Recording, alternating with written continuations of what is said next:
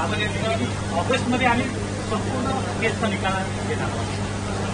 ऑगस्टमध्ये निकाल देणार असतील तर नक्कीच एक समाधानकारक गोष्ट आहे.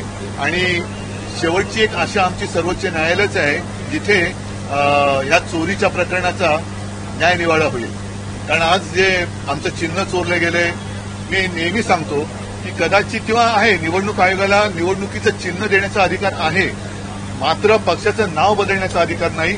तो निवडणुकी आयोगाचा अधिकार नक्कीच नाहीये. कोणाचं नाव उचलून दुसऱ्याला द्यायचं हा निवडणूक आयोगाचा अधिकार नाहीच आहे, असूच शकत नाही आणि तो आम्ही मान्य करत नाही. हा निवडणूक आयोगाचा अधिकारच नाही की नाव एखाद्या पक्षाचं नाव उचलून दुसऱ्या कोणत्याही येरागाबाळाला द्यायचं.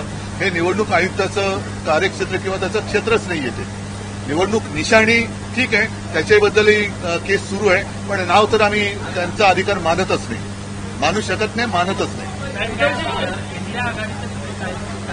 मगाशी तुम्ही आला तेव्हा मी अनौपचारिक सगळं बोललेलो आहे. त्याच्यामुळे वेगळं काय असेल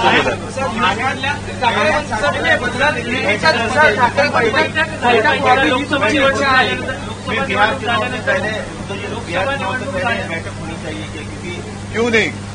लोकसभा चुनाव के बाद इंडिया आघाड़ी की मीटिंग नहीं हुई है. मैं तो चाहता हूं कि जल्द से जल्द वो हो जाए.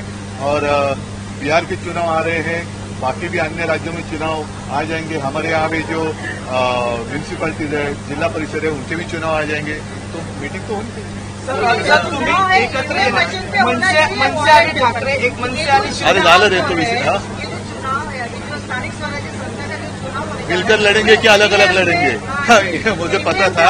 हमारे नहीं, कौन सा भी चुनाव हो बैलेट पेपर पे ही होना चाहिए.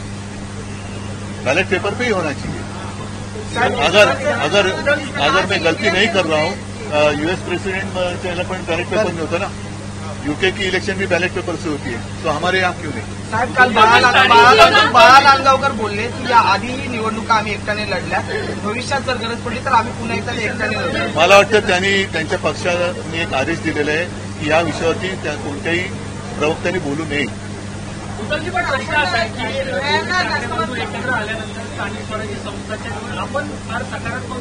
अरे पण आधी स्थानिक स्वराज्य संस्थेच्या निवडणुका जाहीर तर होऊ द्या. ठीक आहे, चला.